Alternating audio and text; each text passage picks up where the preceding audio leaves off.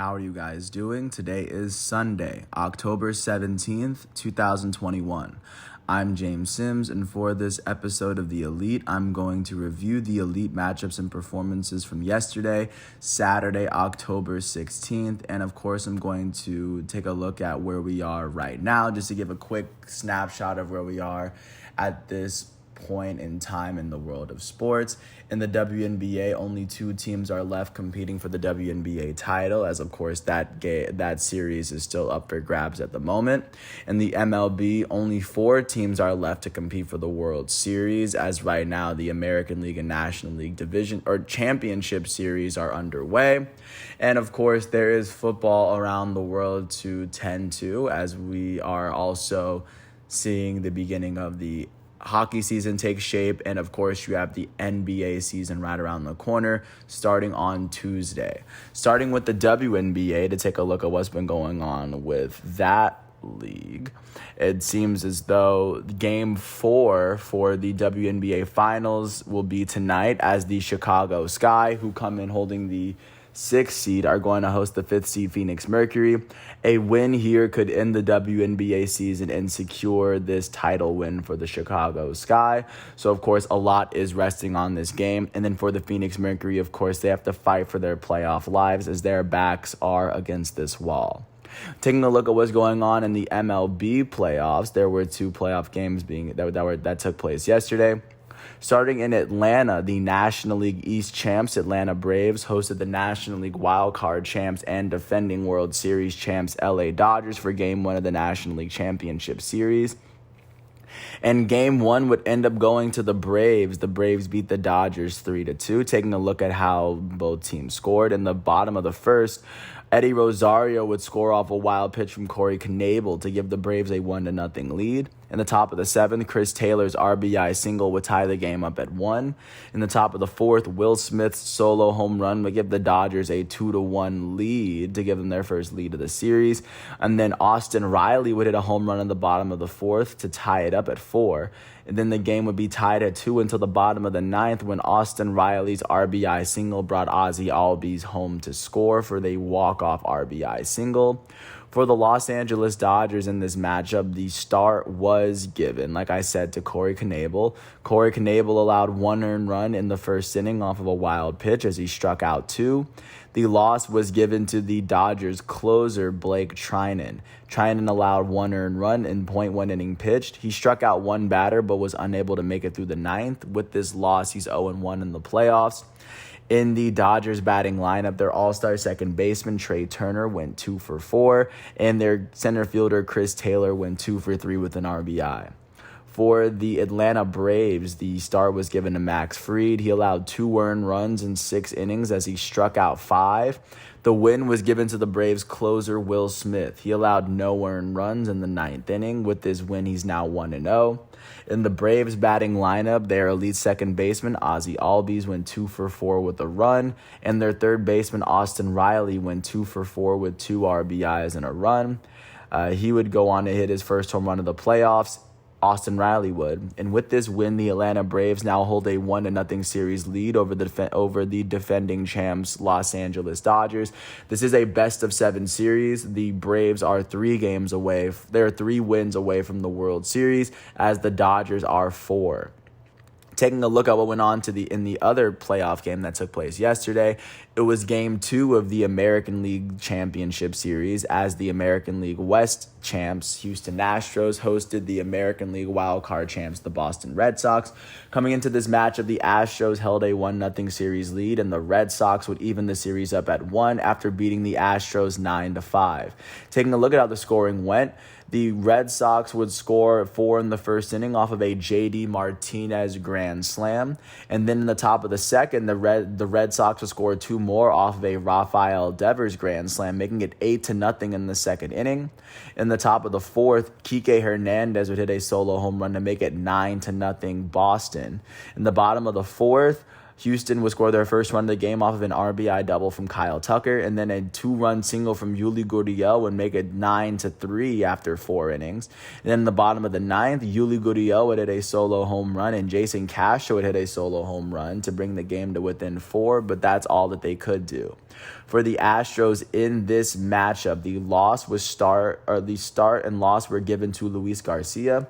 He allowed 5 earned runs in 1 inning pitch as he struck out 2. With this loss, he's 0-1. In the Astros batting lineup, their right fielder Kyle Tucker went 2 for 4 with an RBI and a run. Their first baseman Yuli Gurriel will be the only other player with a multi-hit game as he went 2 for 4 with 3 RBIs and a run. He hit his first home run of the playoffs. Jason Castro, their pinch hitter, went 1 for 1 with an RBI and a run as he hit his first home run of the playoffs as well. For the Boston Red Sox, the win was given to their starting pitcher, Nathan Eovaldi. He allowed 3 earned runs in 5.1 innings as he struck out 3. With this win, he's 1-0 in the playoffs. In the Red Sox batting lineup, their center fielder, Kike Hernandez, went 2 for 4 with an RBI and 2 runs. He hit his 3rd home run of the playoffs. Their all-star third baseman, Rafael Devers, went 1 for 4 with 4 RBIs and 2 runs as his grand slam was his first home run of the playoffs. Their all-star shortstop, Xander Bogaerts, went 2 for 5. Their left fielder, Alex Verdugo, went 2 for 4 with a run. And their elite designated hitter, JD Martinez, went 2 for 5 with 4 RBIs and a run as Martinez hit his first home run of the playoffs. That's what's going on with baseball, as of course looking forward to what's going on today. Today will be Game 2 of the National League Championship Series. The Braves are going to host the Dodgers, as of course the American League teams are going to make the flight out to Boston today. Taking a look at what's going on in the world of football, because yesterday was Saturday, just to take you through the list of ranked opponents that were able to pick up very big wins. Starting with the number 1 team in the nation, the Georgia Bulldogs hosted the 11th ranked Kentucky Wildcats and were able to pull off a 30-13 win. Georgia outscored Kentucky 14-7 in the first half, all that scoring coming in the second quarter, and then Georgia would outscore Kentucky 16-6 in the second half. For 11th ranked Kentucky, their starting quarterback, Will Levis, would throw for 192 yards and 2 touchdowns. He also ran for 12 yards. That's 204 total yards of offense. Their leading tackler was Josh Paschal as he finished with 6 on the day. For the first-ranked Georgia Bulldogs, their starting quarterback, Stetson Bennett, would throw for 250 yards and 3 touchdowns. He also ran for 22 yards. That's 272 total yards of offense. Their leading rusher was James Cook. He had 51 yards on the ground and 19 yards through the air on 1 reception, and he had a touchdown through the air. He had 70 total yards of offense and a receiving touchdown. The Bulldogs' leading receiver was Brock Bowers. He had 101 yards on 5 receptions as he had 2 touchdowns. On the defensive side of the ball for Georgia, Quay Walker would lead the team in tackles as he had 9 of them. The team would finish with 3 sacks as a team. With this win, Georgia is 7-0 to start their season, and they are 5-0 in the SEC. They are the last remaining undefeated team in the SEC, and with this loss, Kentucky is 6-1. They are 4-1 in the SEC as of right now. Jumping to see what's going on with the second-ranked team in the nation, the Iowa Hawkeyes hosted the unranked Purdue Boilermakers. Purdue would end up beating second-ranked Iowa 24-7 as Purdue outscored Iowa 14-7 in the first half, and they outscored Iowa 10-0 in the second. For the second-ranked Iowa Hawkeyes, their starting quarterback Spencer Petras would throw for 195 yards and 4 interceptions. Their leading rusher, Tyler Goodson, would finish with 68 yards on the ground on 12 carries. Tyler Goodson also had 16 yards on 4 receptions. That's 82 total yards of offense. On the defensive side of the ball, Seth Benson led Iowa in tackles, and he led the game in tackles as he had 12 of them. He even had a sack, Iowa's only sack of the game. And for unranked Purdue, their starting quarterback, Aiden O'Connell, would throw for 375 yards and 2 touchdowns. Through the air, their leading receiver was David Bell. He had 240 yards on 11 receptions as he had a touchdown.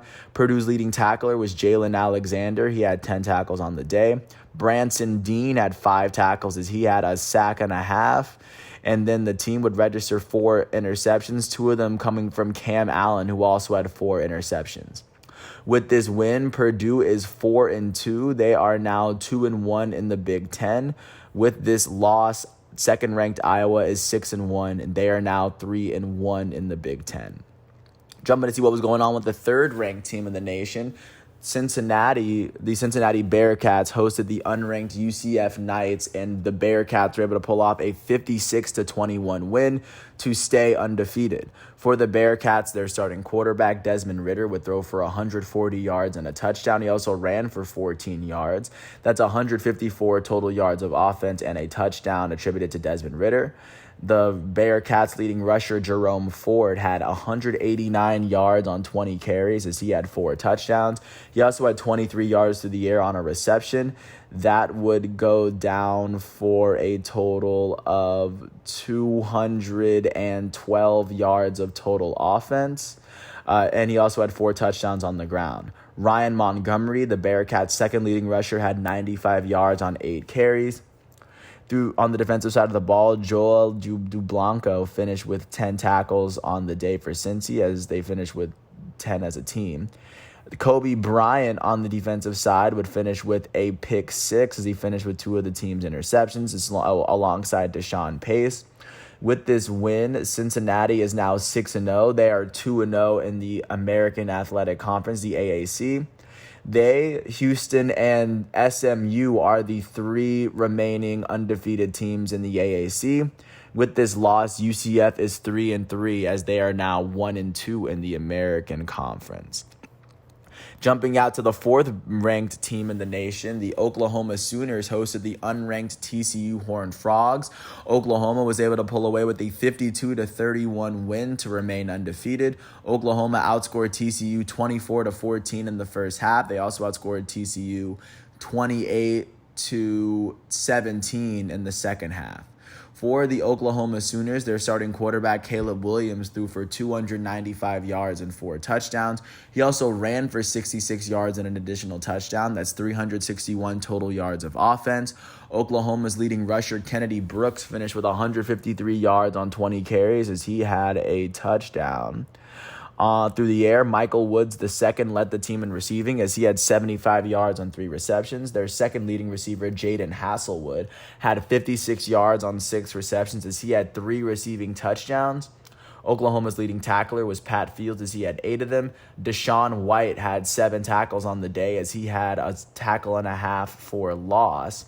With this win, 4th-ranked Oklahoma is 7-0. They are 4-0 in the Big 12. Oklahoma and Oklahoma State are the remaining 2 undefeated teams in that conference as it stands.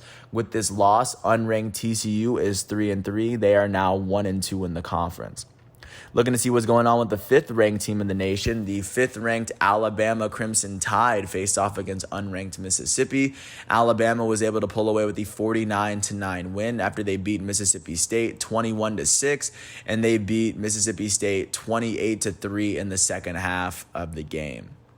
For Alabama, their starting quarterback, Bryce Young, would throw for 348 yards and 4 touchdowns. He would run for 18 yards on 16 carries. That would be 366 total yards of offense. Alabama's leading rusher was Roydell Williams. He had 78 yards on 11 carries. He had 7 yards through the air. That's 85 total yards of offense. Alabama's second leading rusher was Brian Robinson Jr. He had 73 yards on 19 carries and 2 touchdowns. He also had 68 yards on 5 receptions as he also had a receiving touchdown. That's 141 total yards of offense to go along with his 3 touchdowns. Alabama's leading receiver was John Mechie III. He had 117 yards on 7 receptions as he had a receiving touchdown. Jamison Williams finished with 77 yards on 2 receptions as he had a receiving touchdown. And Trayshawn Holden finished with 70 yards on 3 receptions as he had a receiving touchdown. On the defensive side of the ball, Henry To'oTo'o finished with 13 tackles and a sack for Alabama. Will Anderson Jr. finished with 6 tackles as he had 4 of the team's 7 sacks. Jordan Battle would finish with a 69-yard pick 6 along with his other interception. Along with his 2 interceptions, he had 7 tackles on the day. Josh Joby would finish with the other interception as he had 6 tackles. With this win, Alabama is 6-1 as they are now 3-1 in the SEC. With this loss, unranked Mississippi State is 3-3 and they are now 1-2 in the SEC. Jumping to see what's going on with the 10th ranked team in the nation, the Michigan State Spartans went to Indiana to face off against the unranked Hoosiers. Michigan State would end up beating Indiana 20-15. They would outscore Indiana, or they would get outscored 9-7 in the first half. They would outscore Indiana 13-6 in the second half, thanks to their big third quarter. For Michigan State, their starting quarterback, Peyton Thorne, would throw for 126 yards, a touchdown, and 2 picks. He also ran for 10 yards. That's 136 total yards of offense. Michigan State's leading rusher, Kenneth Walker III, had 84 yards on 23 carries. And then on the defensive side of the ball, Quavaris Crouch would finish with 13 tackles on the day, as the team finished with 3 sacks. Darius Snow would finish with an interception. Additionally, so would Cal Halliday. He had 7 tackles and he had a 30-yard pick six. With this win, 10th ranked Michigan State is 7-0. They are 4-0 in the Big Ten. They are one of 3 teams that are still undefeated in the conference, as they are the only team that's 4-0. Michigan and Ohio State are 3-0 in the conference as of right now. And like I said, they have the best record in the Big Ten as of right now. With this loss, unranked Indiana is 2-4. They are 0-3 in the Big Ten. Jumping out to the 12th ranked team in the nation, the Oklahoma State Cowboys went to Austin to face off against the 25th ranked Texas Longhorns. Oklahoma State will come away with a 32-24 win to stay undefeated, especially after they would have to score 2 touchdowns in the fourth quarter, as well as a field goal in order to come from behind and pick up a very big win. They would outscore Texas 19-7 in the second half, after they were outscored 17-13 in the first half. Looking out to how Oklahoma did it, first looking at how Texas fared, there's Texas' starting quarterback, Casey Thompson, would throw for 179 yards, a touchdown, and 2 picks. Their leading rusher for the Longhorns was Bijan Robinson. He had 135 yards on 21 carries, as he had 2 touchdowns. Bijan Robinson would also have 38 yards through the air on 3 receptions, as he had a receiving touchdown. He would go on to finish with 163 total yards of offense for the Longhorns. On the defensive side of the ball, Jalen Ford would finish with 12 tackles, which would lead the entire team, as the team only had 1 pick and 1 fumble, or in 1 sack, For the Oklahoma State Cowboys, the 12th ranked team in the nation, their starting quarterback, Spencer Sanders, threw for 178 yards, a touchdown, and a pick. He would also run for 20 yards and an additional touchdown. So we had 198 total yards and 2 touchdowns. Oklahoma State's leading rusher was Jalen Warren. He had 193 yards on 33 carries. And then he would also have 2 receptions for 0 yards through the air. Oklahoma State's leading tackler was Devin Harper. He finished with 8 tackles on the day. Jason Taylor II would finish with, of course, 7 tackles. He would also finish with an 85-yard pick six. The other interception would go to Tanner McAllister, who had 2 tackles along with his interception. With this win, the Oklahoma State Cowboys are 6-0. They are 3-0 in the Big 12. Oklahoma State and Oklahoma are the 2 remaining undefeated teams in the Big 12 as it comes to their Big 12 records. And with this loss, 25th ranked Texas is 4-3. Texas is now 2-2 in the Big 12 as everything stands. Taking a look at how the 13th team in the nation is looking, the Ole Miss Rebels went to Tennessee to face off against the Volunteers. Ole Miss would end up beating Tennessee 31-26 after Ole Miss outscored Tennessee 24-12 in the first half. Tennessee outscored Ole Miss in the second half, but they just wouldn't have enough in the tank to come back and beat them. For the 13th ranked Rebels, their starting quarterback, Matt Corral, would throw for 231 yards, 2 touchdowns, and a pick. He would also run for 195 yards on 30 carries. That would combine for 426 total yards of offense. Their leading receiver was Dontario Drummond. He had 66 yards on 2 receptions, as he had a touchdown. On the defensive side of the ball, Mark Robinson had 14 tackles, as he had 5 tackles for loss and 2 sacks. Jake Springer finished with 11 tackles, as he had a sack. Sam Williams had 7 tackles, as he had a sack and a half. With this win, the 13th ranked Ole Miss Rebels are 5-1 on the season. They are 2-1 in the SEC. They have the second best record in the SEC East behind Alabama. With this loss, Tennessee is now 4-3. They are now 2-2 in the SEC as everything stands. Taking a look at what's going on with the 17th ranked team, the 17th best team in the nation, the Arkansas Razorbacks hosted the unranked Auburn Tigers, and the Tigers would get the best of the ranked Razorbacks. The Tigers would beat the Razorbacks 38-23.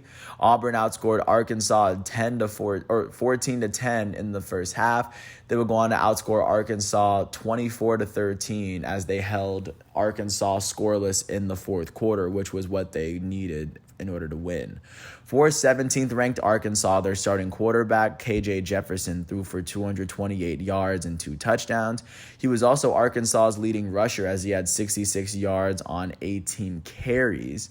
That would combine for a total of 294 total yards of offense. Their second leading rusher, Raheem Sanders, had finished with 64 yards on 16 carries. He had 7 yards through the air, so that's 71 total yards of offense. Arkansas's leading receiver, Treylon Burks, had 109 yards off of 9 receptions as he had 2 touchdowns.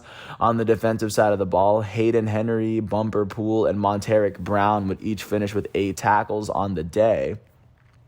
For the unranked Auburn Tigers, their starting quarterback, Bo Nix, would throw for 292 yards, 2 touchdowns, and a pick. He also ran for 42 yards. That's 334 total yards of offense alongside his 3 touchdowns. Tank Bigsby led the team in tackles, or he led the team in yards as he had 68 yards on 18 carries with a touchdown. Their leading receiver, or I guess Tank Bigsby also had 10 receiving yards. That's 78 total receiving yards. Auburn's leading receiver was Demetrius Robertson. He had 81 yards on 2 carries, or 2 receptions. One of his receptions was a touchdown. On the defensive side of the ball, Zacoby McClain finished with 15 tackles, leading the team. With this win, unranked Auburn is 5-2 as they are 2-1 in the SEC. With this loss, 17th ranked Arkansas is 4-3 as they are now 1-3 in the SEC. Taking a look at the 18th ranked team in the nation, the Arizona State Sun Devils went to Salt Lake City to face off against the Utah Utes. The unranked Utah would end up beating 18th ranked Arizona 35-21 after Utah outscored Arizona State 28-0 in the second half. Arizona State went into halftime leading by 2 touchdowns, but Utah would turn it around. For the 18th ranked Sun Devils, their starting quarterback Jaden Daniels would throw for 237 yards and 2 touchdowns. He also ran for 32 yards and a touchdown. That's 269 total yards of offense with 3 touchdowns. Arizona State's leading receiver was Curtis Hodges. He would finish with 74 yards on 4 receptions and a touchdown. Their leading rusher was Rashad White. He had 56 yards on 9 carries. He also had 25 yards on 3 receptions. That's 81 total yards of offense for Arizona State. On the defensive side of the ball, Kejwan Markham and Merlin Robertson each finished with 7 tackles each. And then for the unranked Utah Utes, their starting quarterback Cameron Rising was threw for 247 yards, 2 touchdowns, and 2 picks. On the ground, Cameron Rising as a runner, he threw for 247 yards, 2 touchdowns, and 2 picks. He also ran for 59 yards and a touchdown. That would be 306 total yards of offense. Tavion Thomas led the team in rushing as he had 84 yards on 20 carries and a touchdown. Their leading receiver was Devon Vele, who had 57 yards on 3 receptions. On the defensive side of the ball, Devin Lloyd and Fabian Marks led the team in tackles. They both had 8 on the day. Devin Lloyd would finish with 2 sacks alongside his 8 tackles and 4 tackles for losses as he had a very dominant game himself. With this win, unranked Utah is 4-2. They are 3-0 in the Pac-12. Utah is the last remaining undefeated team in the Pac-12 as it stands, at least as it comes to their Pac-12 records. With this loss, 18th ranked Arizona State is 5-2 as they are now 3-1 in the Pac-12. Taking a look at what was going on with the 19th ranked team in the nation, BYU went to Waco, Texas to face off against the Baylor Bears. Baylor would end up beating BYU 38-24 after Baylor outscored BYU 17-7 in the first half. Baylor also went on to outscore BYU 21-17 in the second half. For the 19th ranked Byu Cougars, their starting quarterback Jaron Hall would throw for 342 yards and a touchdown.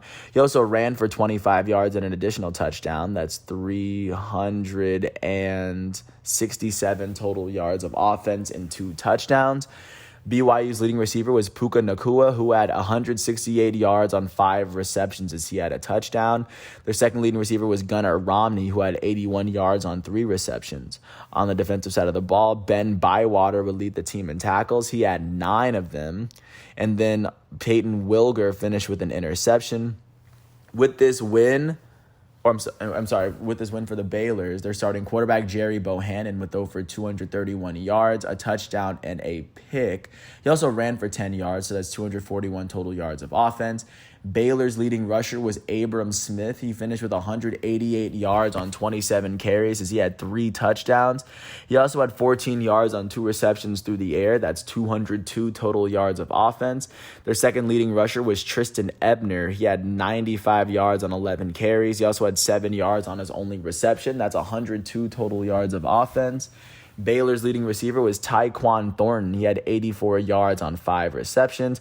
And Jalen Petra would, of course, lead the team in tackles and recover a fumble. He had 10 tackles, 2.5 tackles for loss, a sack, and a recovered fumble. With this win, unranked Baylor is 6-1. They are 4-0 in the Big 12. Baylor, at the moment, is sitting behind Oklahoma and Oklahoma State in their conference. With this loss, 19th ranked BYU is now 5-2 to start their season. They are now 1-1 on the road.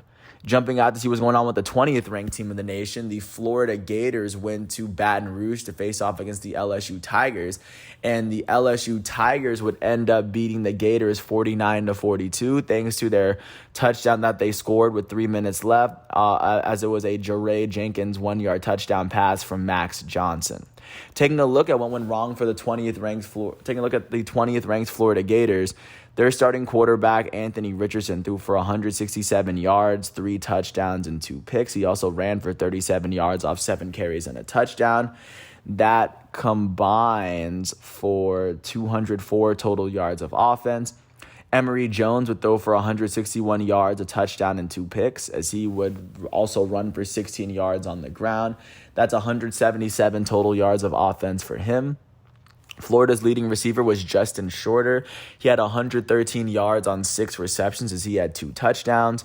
On the defensive side of the ball, Mahmoud Diabate would finish with 9 tackles for himself. Florida combined for 1 sack. Taking a look at how LSU fared, their starting quarterback, Max Johnson, would throw for 133 yards and 3 touchdowns.